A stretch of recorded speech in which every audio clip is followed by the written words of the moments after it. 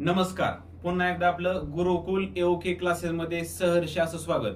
आज आपण बघणारे महा टीईटी साठी अत्यंत उपयुक्त असणारे विज्ञान या विषयातील रसायनशास्त्रातील एकूण 10 प्रश्न. 10 प्रश्नांचं आपण पर्यायासह सविस्तर विश्लेषण बघणार आहोत. तर चला पहिला प्रश्न काय आहे पहा. बघा पहिला प्रश्न काय दिलाय, पाण्याचे रासायनिक सूत्र काय आहे. जे आपण पितो, ज्याच्याशिवाय आपण जगू शकत नाही असं पाणी, त्याचं रासायनिक सूत्र आहे पहा H2O. H2O. H म्हणजे हायड्रोजनचे 2 ऍटम आणि ऑक्सिजनचा 1 ऍटम मिळून तयार होते पहा H2O. म्हणजे याला आपण म्हणू वॉटर किंवा पाणी. याचं बरोबर उत्तर आहे पर्याय क्रमांक 2. आता राहिलेलं काय पहा CO2. याला म्हणतो आपण कार्बन डायऑक्साइड. O2 याला म्हणतो आपण ऑक्सिजन आणि NaCl याला म्हणतो सोडियम क्लोराइड. याचं बरोबर उत्तर आहे पर्याय क्रमांक 2. चला सविस्तर विश्लेषण पुढील भागात बघूया. या ठिकाणी पहा सविस्तर विश्लेषण दिलंय. H2O म्हणजे पाणी. पाणी हे द्रवरूप जीवनासाठी अत्यावश्यक आहे. एक हायड्रोजन अणूंचे 2 H2 म्हणजे एका हायड्रोजनचे 2 ऍटम आणि एक ऑक्सिजन अणूचे O याचं जर संयोजन केलं तर H2O हे तयार होतंय म्हणजे पाणी तयार होतं. O2 हे आहे ऑक्सिजन, NaCl म्हणजे सोडियम क्लोराइड आणि CO2 म्हणजे कार्बन डायऑक्साइड. याचं बरोबर उत्तर आहे पर्याय क्रमांक 2 H2O पाणी H2O. चला पुढचा प्रश्न पाहूया. प्रश्न काय आहे बघा, इलेक्ट्रॉनचा शोध कुणी लावला. आता या ठिकाणी पहा 4 शास्त्रज्ञ आहेत. या चारीपैकी एक जण लावलाय. त्याचं उत्तर आहे पहा पर्याय क्रमांक 2 J.J. थॉम्सन. नाव बघा काय, J.J. थॉम्सन यांनी इलेक्ट्रॉनचा शोध लावलेला आहे. याचं सविस्तर विश्लेषण आपण पुढील स्लाइड मध्ये पाहूया. विश्लेषण काय दिलंय पहा. J.J. थॉम्सन यांनी 1897 साली कॅथोड हे ट्यूब, कॅथोड रे ट्यूब प्रयोग केला. या प्रयोगातून त्यांनी ऋणभारित कणांचा शोध लावला. हे कण सर्व पदार्थांमध्ये आढळतात असे त्यांना सिद्ध केले. या कणांना त्यांनी इलेक्ट्रॉन नाव दिले. आता राहिलेल्या शास्त्रज्ञांनी काय केलं, रुदरफोर्ड यांनी काय केलं, अणुकेंद्रकाचा म्हणजे न्यूक्लियसचा शोध लावला. रुदरफोर्ड यांनी न्यूक्लियसचा शोध, J.J. थॉम्सन यांनी इलेक्ट्रॉनचा शोध, चॅडविक यांनी काय केलं, न्यूट्रॉन कणांचा शोध लावला आणि बोर यांनी बोर मॉडेल याचा शोध लावला. त्यांनी अणूचा कक्षीय सिद्धांत, त्याला आपण म्हणतो बोर मॉडेल, त्याचा त्यांनी शोध लावलेला आहे. इलेक्ट्रॉनचा शोध काय बघा, J.J. थॉम्सन 1897, अणुकेंद्रकाचा म्हणजे न्यूक्लियसचा रुदरफोर्ड 1911, न्यूट्रॉनचा 1932 चॅडविक यांनी आणि अणुचा कक्षीय सिद्धांत निल्स बोर यांनी 1913 साली शोध लावलेला आहे. याचं बरोबर उत्तर आहे पर्याय क्रमांक 2 1897 साली इलेक्ट्रॉनचा शोध J.J. थॉम्सन यांनी लावला. चला पुढचा प्रश्न पाहूया.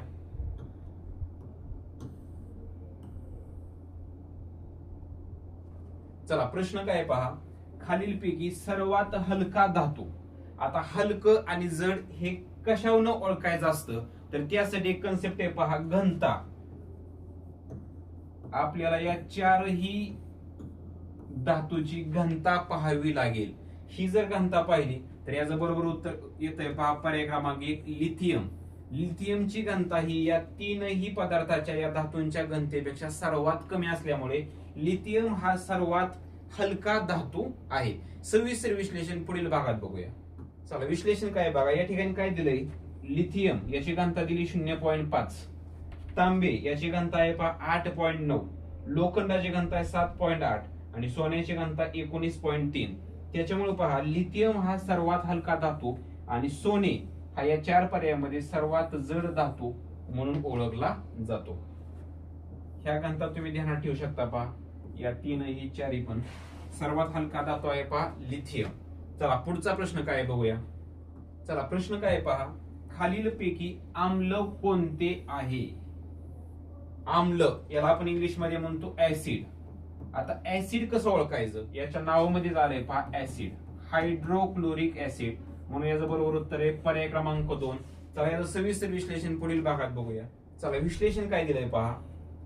NaCl सोडियम क्लोराइड हे एक साल्ट आहे पहा साल्ट. HCl हायड्रोक्लोरिक ऍसिड याच्यामध्ये पहा निळा लिटमस लाल होतो. म्हणजे आम्लामध्ये जो निळा लिटमस पेपर असतो त्याच्यावरचे जर ते आम्ल सोडलं तर ते लाल होतं. CaO कॅल्शियम ऑक्साईड आणि NH4OH अमोनियम हायड्रॉक्साईड याचं बरोबर उत्तर आहे पर्याय क्रमांक 2 HCl. या ठिकाणी दिले पहा आम्लाची वैशिष्ट्ये आंबट चव असते, निळा लिटमस लाल करते, यासाठी ट्रिक आहे पहा, याला आपण म्हणू अनिता. म्हणजे काय, आम्लामध्ये निळा लिटमस पेपर हा तांबडा होतो म्हणजे लाल होतो, पाण्यात H+ आयन देते. आम्लाचं सर्वात मोठं वैशिष्ट्य पहा, पाण्यामध्ये ते H+ आयन देते, धातूशी अभिक्रिया करून हायड्रोजन वायू निर्माण करते. चला पुढचा प्रश्न बघूया.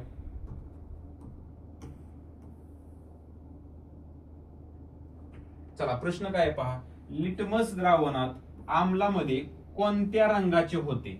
लिटमस पेपर आताच आपण पाहिले होतं ट्रिक अनिता. म्हणजे आम्लामध्ये निळा लिटमस हा तांबडा होतो, याचं बरोबर उत्तर आहे पर्याय क्रमांक 2 लाल. आणि क्षारमध्ये लाल लिटमस हा निळा होतो, ध्यान ठेवा अनिता. आणि क्षारमध्ये लाल हा निळा होतो, याचं उत्तर आहे पर्याय क्रमांक 2. चला याचं सविस्तर विश्लेषण पुढील स्लाइड मध्ये बघूया.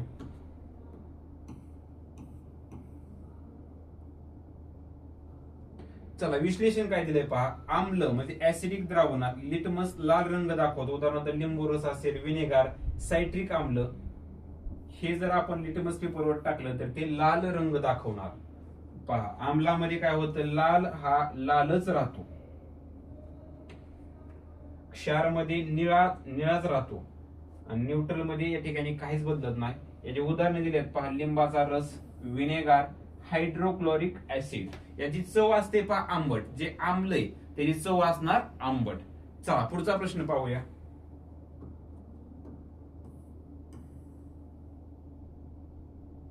चला प्रश्न काय पहा, धातूंचा महत्वाचा गुणधर्म कोणता? आता धातू त्याचा एक गुणधर्म असणार आहे पहा, तर याचं उत्तर आहे पर्याय क्रमांक 2 विद्युत वाहक. म्हणजे या धातूमध्ये मुक्त इलेक्ट्रॉन असतात आणि त्याच्यामधून जर आपण विद्युत सोडलं म्हणजे इलेक्ट्रिक करंट सोडला तर ते सुवाहकपणे म्हणजे एकदम जलदपणे ती वीज वाहून नेणार. धातूंचा सर्वात महत्वाचा गुणधर्म आहे पहा विद्युत वाहक. सुवाहक म्हणजे हे वीज वाहून नेऊ शकतात, इलेक्ट्रिक करंट वाहून नेऊ शकतात. का तर त्याच्यामध्ये मुक्त इलेक्ट्रॉन, फ्री इलेक्ट्रॉन जास्त असल्यामुळे ते फास्ट मध्ये वाहून नेणार. चला याचं सविस्तर विश्लेषण पुढील स्लाइड मध्ये बघूया.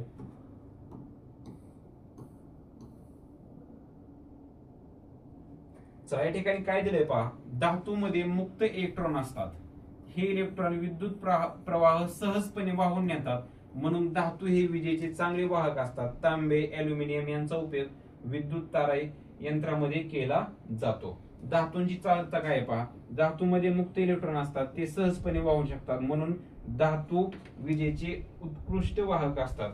मुक्त इलेक्ट्रॉन, फ्री इलेक्ट्रॉन दिलेले आहेत पहा या ठिकाणी, याच्यामधून जर आपण इलेक्ट्रिक करंट सोडला तर ते सहजपणे फास्ट वाहून नेऊ शकतात. चला या पुढचा प्रश्न पाहूया. चला प्रश्न काय बघा, गंज मुख्यतः कशामुळे तयार होतो?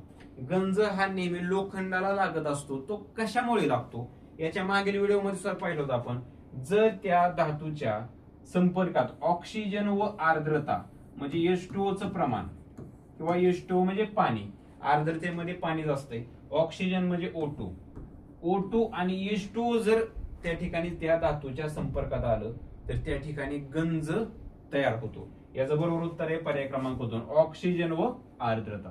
चला सविस्तर विश्लेषण पुढील स्लाइड मध्ये बघूया. चला विश्लेषण काय दिलंय पहा, हवेमध्ये O2 मधील ऑक्सिजन लोखंडाशी संयुग तयार करतो. पाण्याची आर्द्रता म्हणजे H2O उपस्थित असल्यास ही प्रक्रिया वेगाने घडते. म्हणजे लोखंडामध्ये जर लोखंडा संपर्कात जर ऑक्सिजन आला आणि आर्द्रता आली तर त्या ठिकाणी आयर्न ऑक्साईड तयार होते. म्हणजे हे ऑक्सिजन आणि H2O तर योग्यरित्या पहा त्या ठिकाणी गंज तयार होणार, गंज लागणार. याचं बरोबर उत्तर आहे पर्याय क्रमांक 2 ऑक्सिजन व आर्द्रता. चला पुढचा प्रश्न बघूया. चला प्रश्न काय पहा, पारा म्हणजे मर्क्युरी हा कोणत्या अवस्थेतील धातू आहे? पदार्थाच्या मुख्य 3च अवस्था आहेत पहा, एक म्हणजे स्थायू अवस्था, दुसरी म्हणजे द्रव अवस्था आणि तिसरी म्हणजे वायू अवस्था. तर याचं बरोबर उत्तर आहे पर्याय क्रमांक 2 द्रव. पारा हा मुख्यतः द्रव अवस्थेत आढळतो. आपण थर्मामीटर पाहिला असेल म्हणजे तापमापी उभी जी कांडी असते त्याच्यामध्ये पारा हा लाल रंगामध्ये असतो तो असतो द्रव रूपात. पर्याय क्रमांक 2 याचं उत्तर आहे. चला सविस्तर विश्लेषण पुढील स्लाइड मध्ये बघूया. चला विश्लेषण काय पहा.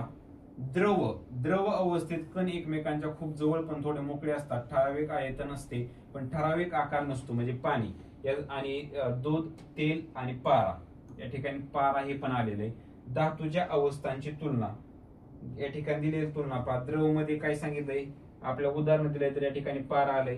लक्षात ठेवण्यासाठी मुद्दे, पारा हा सामान्य तापमानावर द्रव अवस्थेत असतो. तो एकमेव धातू आहे जो हाताने स्पर्श केल्यास वाहतो.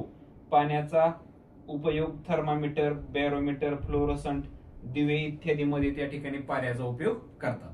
चला पुढचा प्रश्न बघूया. चला प्रश्न काय दिलाय पहा. चुनखडीचे रासायनिक सूत्र कोणते? तर ह्याचं बरोबर उत्तर आहे कॅल्शियम कार्बोनेट CaCO3, H2SO4 म्हणजे सल्फ्युरिक ऍसिड, CaO म्हणजे कॅल्शियम ऑक्साईड आणि NaCl म्हणजे सोडियम क्लोराईड. याचं बरोबर उत्तर आहे पर्याय क्रमांक 1 कॅल्शियम कार्बोनेट. याचं नाव ध्यानात ठेवा कॅल्शियम कार्बोनेट. चला याचं सविस्तर विश्लेषण पुढील स्लाइड मध्ये बघूया. चला विश्लेषण काय दिलंय पहा. या ठिकाणी कॅल्शियम कार्बोनेट चुनखडीचे योग्य सूत्र आहे पहा. चुनखडी हा खडक मुख्यतः कॅल्शियम कार्बोनेट पासून बनलेला असतो म्हणजे CaCO3. वापर काय होतो याचा, सिमेंट असेल, चुना, काच, शाळेचा फळा असेल, कागद, औषधी यासाठी आपण चुनखडीचा वापर करतो. CaO म्हणजे calcium oxide, H2SO4 sulphuric acid आणि NaCl सोडियम क्लोराईड. याचं बरोबर उत्तर आहे पर्याय क्रमांक 1 CaCO3 कॅल्शियम कार्बोनेट म्हणजे चुनखडी. चला पुढचा प्रश्न बघूया.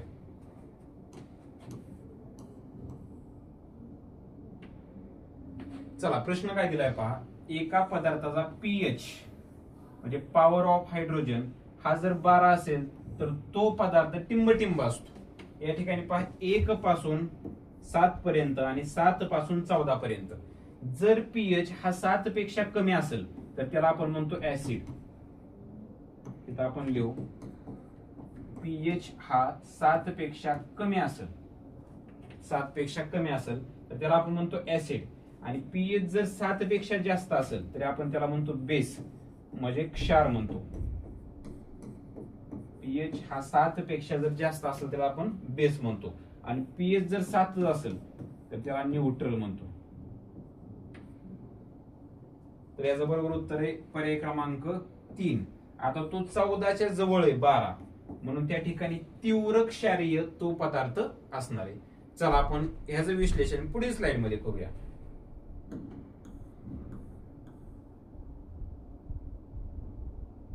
या ठिकाणी काय दिलंय पहा. pH म्हणजे काय. pH हे द्रावणातील हायड्रोजनच्या आयनांच्या सांद्रतेचे मापन आहे.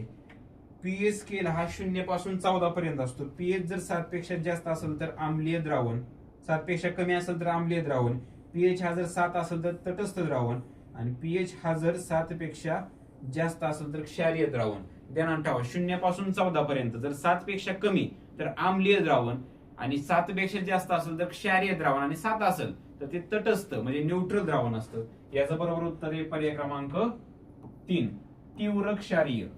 तीव्र कशामुळे तर ते 14च्या जवळ आहे 12. जर ते 8 असतं तर तीव्र आलं नसतं. पर्याय क्रमांक 3 याचं उत्तर आहे. तर अशा पद्धतीने आपण या ठिकाणी 10 प्रश्नांचा व्यवस्थितरित्या अभ्यास केलेला आहे.